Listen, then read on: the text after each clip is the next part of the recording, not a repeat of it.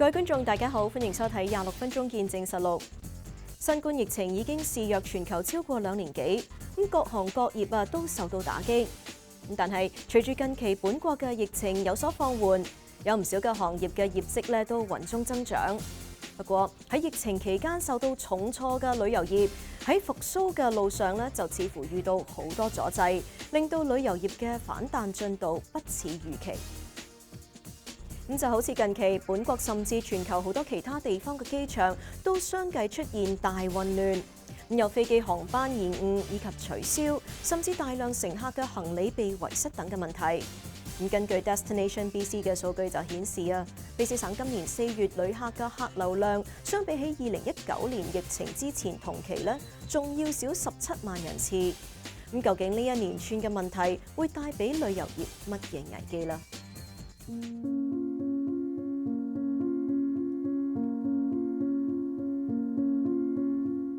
居住喺卑詩省素里市嘅 Simon Crimp 係一名熱愛旅遊人士。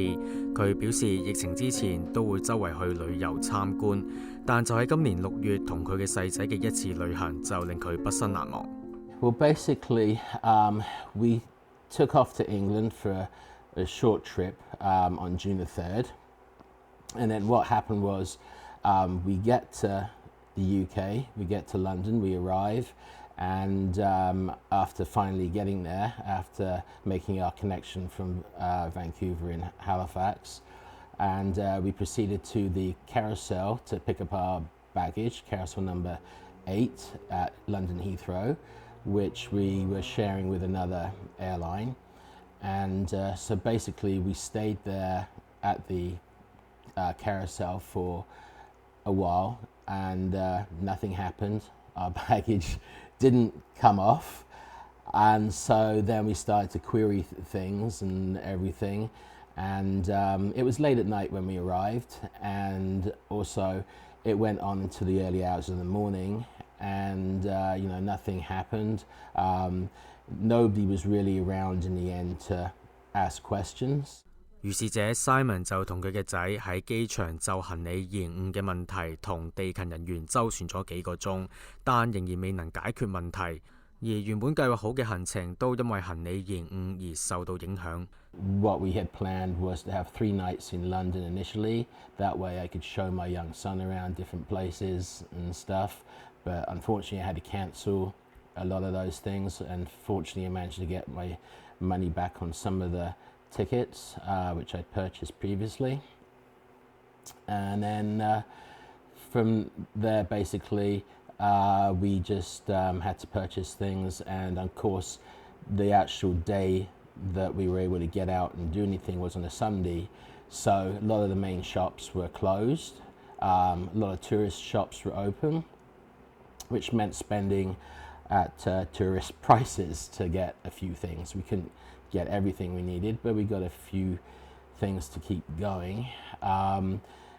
But unfortunately, the time that we spent during the whole trip, either trying to follow up and locate the bag and everything, pick up toiletries and clothing, etc., and shop for the different things we needed, it cut into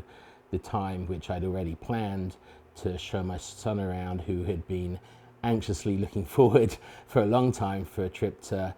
the UK to visit his cousins and family he'd never met before, and to see some of his heritage and just see the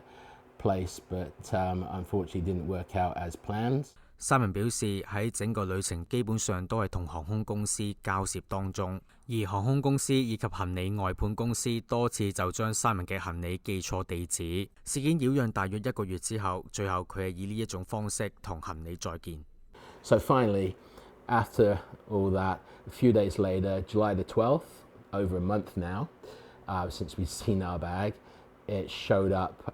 when I was on my way to work.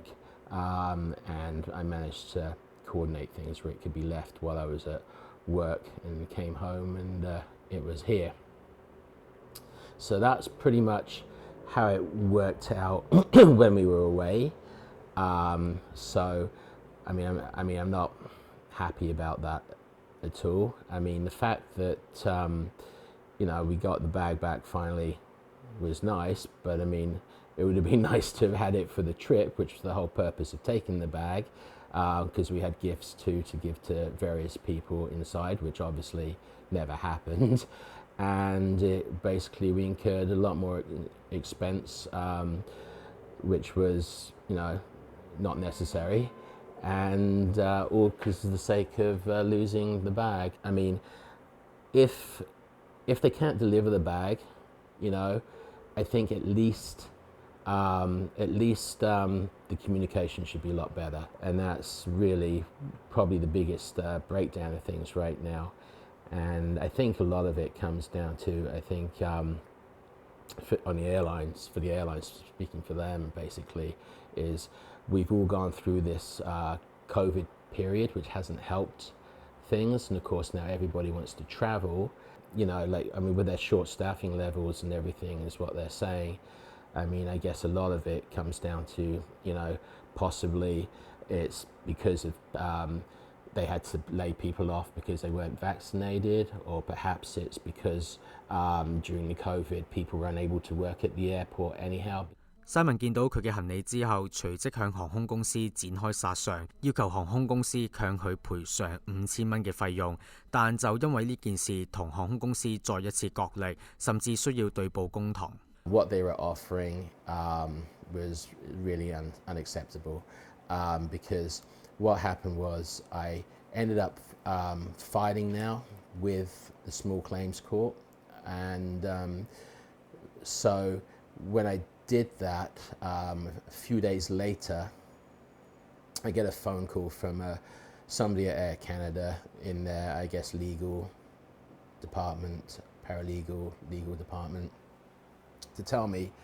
they're sorry about this experience that we went through and everything. And from there, offered me basically just reimbursement for the expenses and my small claims court fee, company search, and 20% coupon when, when chances are I probably may not fly Air Canada again anyway, so that would be completely useless. But either way, whether I fly them again or not, the fact is it just was not acceptable, because I can understand, they have to go by their policy and this Montreal Convention they go by, which is fair enough, when it comes down to expenses. But when you're talking about other areas like, being put under stress and inconvenienced and, having your vacation time, which you've, saved to go away, and that completely messed up with not being able to achieve the goals you wanted to, or be able to have some sort of enjoyment like you had planned, then there should be compensation for that, absolutely. Simon 同航空公司嘅法庭案件將會喺11月9日審理，並會喺同日裁決結果。事實上 ，Simon 所遭遇嘅事情只係冰山一角。面對呢一連串嘅問題，究竟係邊個位導致呢一種情況出現？代表本國各大航空公司嘅組織對此就認為本國機場都出現咗人手不足嘅情況。So we've seen this unprecedented surge in demand, but at the same time, we have not seen labor capacity be maintained at the levels it needs to be at to meet that demand. So whether that be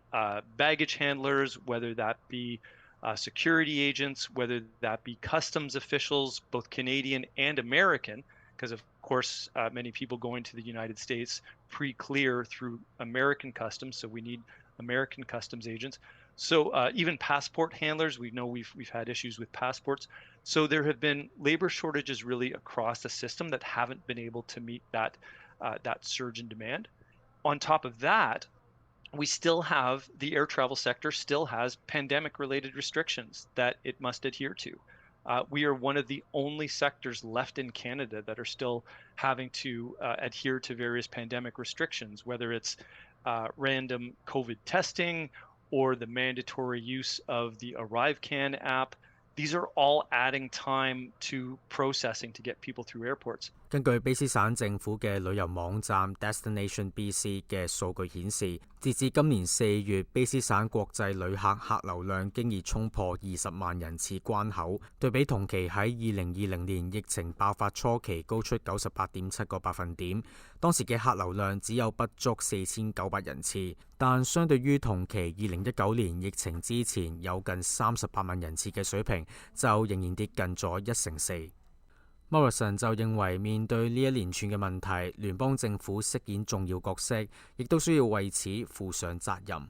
So first of all, without question, government regulation, government policy has a very critical role to play in air travel overall, but has certainly played a role in the disruptions we faced. I would argue, that the pandemic restrictions that are still in place have been absolutely a contributing factor to some of these issues at a time, by the way, when over 50 countries and counting have completely removed all of their various pandemic restrictions. Just this past week alone, France, Malaysia, Sudan completely removed their restrictions. So Canada is, I would argue, behind the times in that regard. With respect to ArriveCan, absolutely. It is a complicated system. It's been prone to errors. We've heard of stories of people receiving notifications that they need to quarantine, which were not correct. So what we have called for is, rather than having a mandatory system that also includes the need for inputting health information, make it a voluntary system, which could actually be beneficial, whereby people could input, say, their customs information in advance, and that would actually save time. But that should be a voluntary basis that does not include COVID restrictions, because right now we know that extra processing that's required because of those regulations are adding time to every single traveler that goes through. On average, about 5 times longer it takes to process someone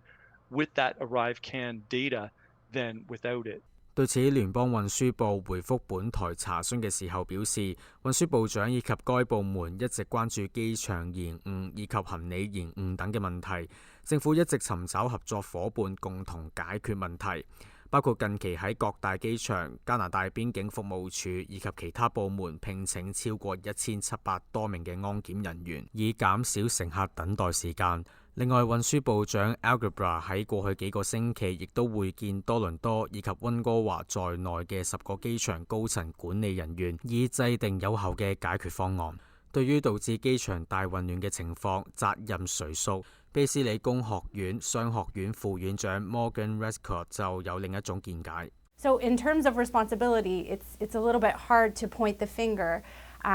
Are they not getting the security clearances fast enough because of governmental issues or paperwork delays? Could the airports have anticipated this a little bit sooner and maybe been more proactive, perhaps? I think there's some responsibility even on the part of the travelers to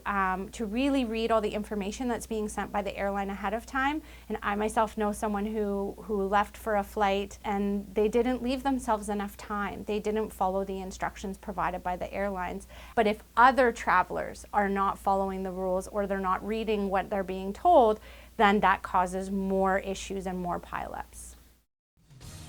旅遊業面對困難重重，旅客嘅信心下降，業界未來發展何去何從？各個持份者應該採取啲乜嘢嘅方法去振興行業嘅發展呢？我哋下一節翻嚟再睇。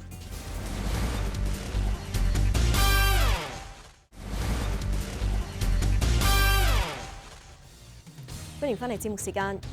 機場大混亂嘅情況以及旅客信心下降嘅因素啦，令到備受疫情打擊嘅旅遊業前景繼續係唔明朗㗎。呢一種情況乜嘢時候先至會得到改善呢？旅遊業又有啲乜嘢嘅出路呢？本國機場大量航班延誤或取消，班機延誤、航班延誤、航班延誤，機場出入境都出現延誤，機場服務大排長龍，行李繼續堆積。多倫多比遜國際機場名列延誤最嚴重機場當中嘅榜首。朱伯安 Samuel 係一間旅行社北美地區嘅總經理，佢表示自疫情以嚟至今，公司近期都收到好多旅客就航班延誤以及行李延誤作出投訴，情況令旅客出外旅遊意欲減少，而對於從事旅遊業界嘅公司就首當其衝，對此公司亦都會作出調整。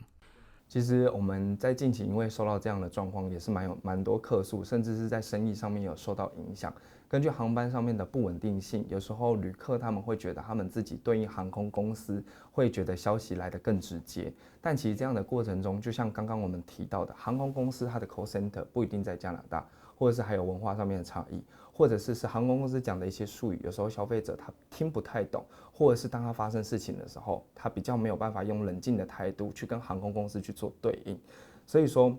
我們公司在這一塊的時候，就是會提供消費者在這所有上面的諮詢。如果今天這個客人是透過旅行社進來，旅行社就是會作為一個中介的角色，在消費者跟航空公司之間來去做預定處理。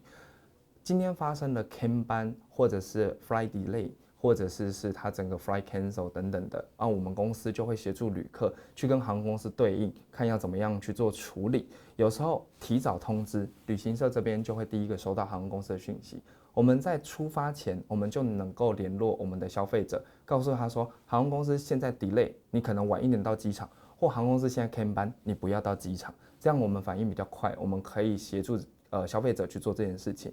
那如果今天是在現場，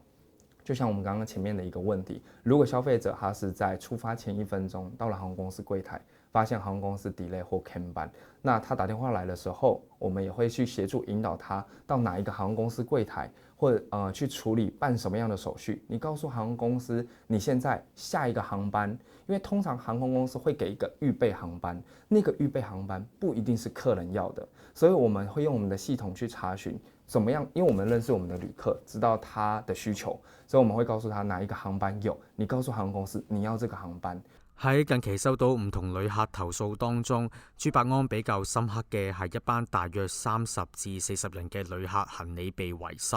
佢表示公司不斷嘗試協助佢哋最終順利揾到行李。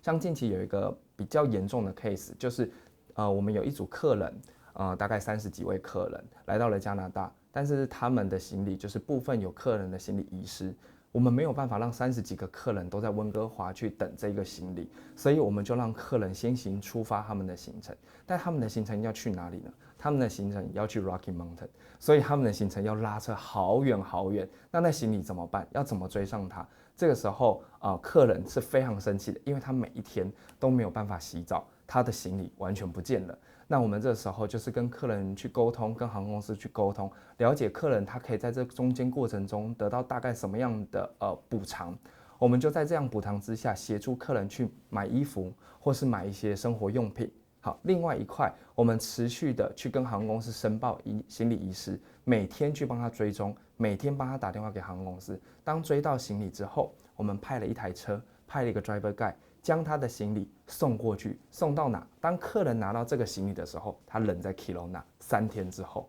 對對對，所以這就是大概是當發生事情的時候，旅行社可以提供什麼樣的服務，或者是說實際的案例是消費者他面對到這樣的狀況，他非常的生氣，但他沒有時間，因為他要接着他的行程，沒有時間跟航空公司每天對話，或航空公司講的什麼他聽不懂。所以就必須要有一個人可以用他的專業冷靜的幫他判斷，然後告訴他下一步怎麼走。你可以好好的去玩，後面的事情我幫你 take care。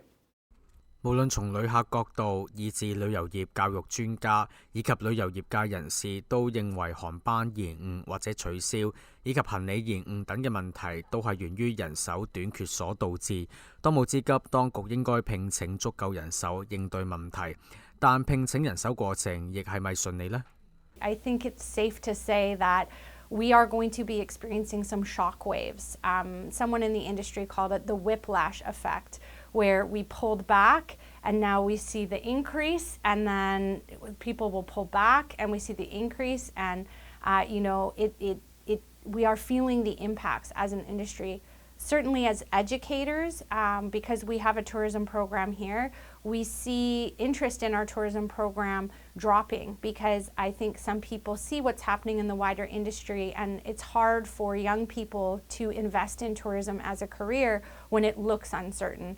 I, from my experience, can say that there's always going to be work in tourism. Even during the pandemic, there was work available in tourism. But someone on the outside might not know that, and they might not see that. They might not recognize that. They might choose to work in another industry, and then the impacts will be even more long-term than we expected. 市场业界的伙伴们，大家一起说，就是可能预估到今年12月，甚至到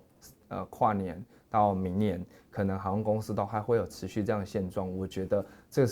也是有可能性的，因为就像是刚刚讲，人力它必须要去 training， 我们通常训练一个人力。不确定航空公司端，但是我的估计至少也要3个月到6个月以上，你才能把一个新人放到市场上面去服务他的消费族群。对，所以按照这样的状况，其实在整个业态里面，大家分享说，延續到明年都還會有這樣 flight cancel 的事情，或是 luggage 遺失這種事情，其實是蠻有潛在的可能。即使旅遊業復甦道路看似有阻滯，但加拿大國家航空議會主席兼行政總裁 Jeff Morrison 對此就抱住樂觀嘅態度。I would suggest that it's already starting to improve.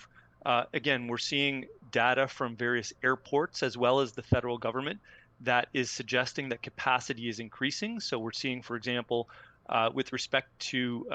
security officials, over 1,600 new security officials have been hired over the past few months. So that's helping to alleviate some of the problems. The airlines themselves are bringing people back on every day, whether it's pilots or air crews or so forth. So I would argue that we are starting to see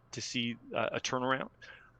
When will we be back to a sense of quote unquote normality? And that's a subjective term, because in a country like Canada with weather issues and so forth, I mean, there's always, some element of travel disruption. But I would suggest that possibly this fall, as the peak vacation season starts to wind down, and as capacity at airports, airlines, within the federal agencies increases, that I would suspect that we'll see a bit more return to, again, normality. 呢一連串嘅複雜問題看似需要時日作出改善，但問題作出改善之前，旅遊業前景何去何從？ The tourism industry includes, right, what we call domestic travel and international travel. So if you look at British Columbia, that's actually one of the things that helped us as an industry survive the pandemic, because we are a place where traditionally 50% of our tourism traffic comes from within British Columbia. So the fact that we had our own population to rely on during the pandemic helped us. Other destinations in the world,